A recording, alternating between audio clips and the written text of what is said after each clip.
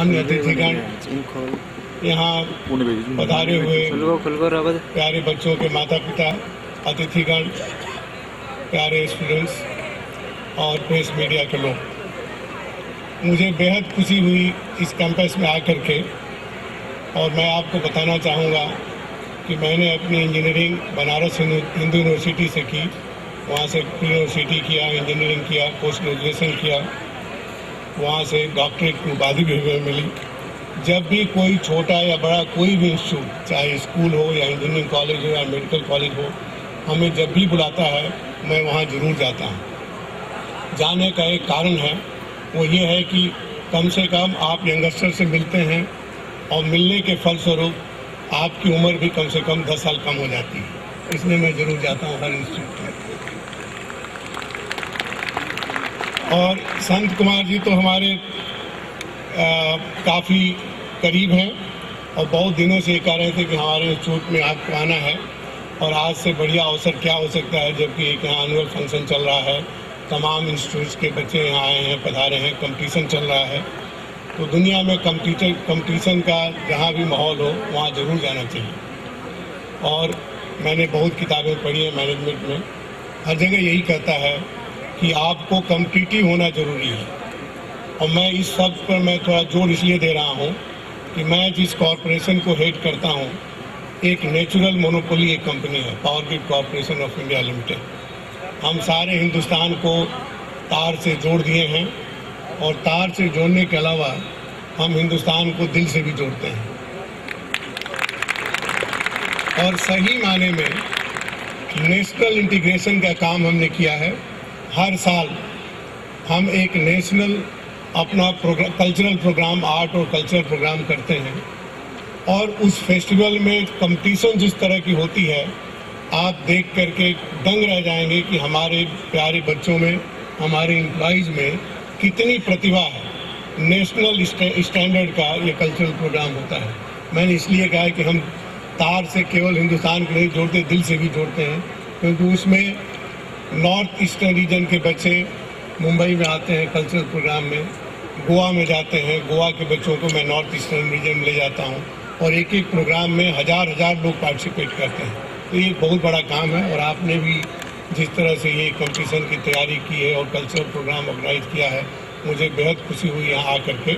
और कंपटीशन के बारे में ये कह रहा था कि हमारी कंपनी एक नेचुरल मोनोपोली है, लेकिन मैं उसे बहुत इंजॉय नहीं करता। मैं चाहता हूँ कि हमारे कंपटीटर्स आएँ।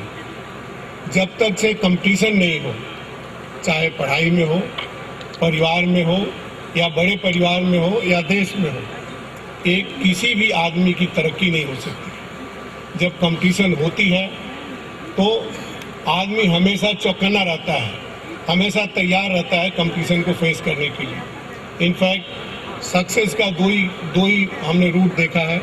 एक तो कंपटीटर होना चाहिए और दूसरा ये कि आपका निंदक जरूर नज़दीक होना चाहिए।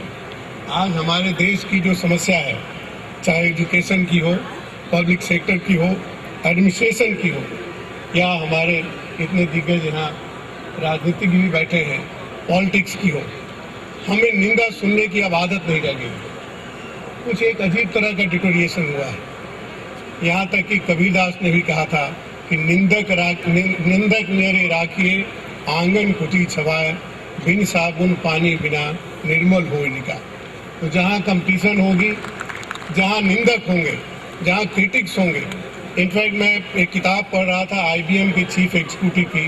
IBM एक इतनी बड़ी संस्था है, आपके यहाँ कंप्यूटर की आज बात चली, कंप्यूटर का के बारे में मैडम को आप बता रहे थे। तो IBM जो है एक बहुत बड़े हाथी की तरह से करीब डेड हो रहा था और हिल डुल रहा था, खड़ा नहीं हो सकता था। तो उनके जो चेयरमैन 95 में जब उन्होंने टेक ओवर किया तो देखा कि भाई ये तो कंपनी जो है कुछ बूढ़े हाथियों की कंपनी हो गई है। यहाँ कंपटीशन नहीं है और यहाँ कोई डांस ड्रामा नहीं हो रहा है, सब लोग बूढ़े हाथियों की तरह से मदमस्त हैं। तो इसको हिलाना डुलाना है।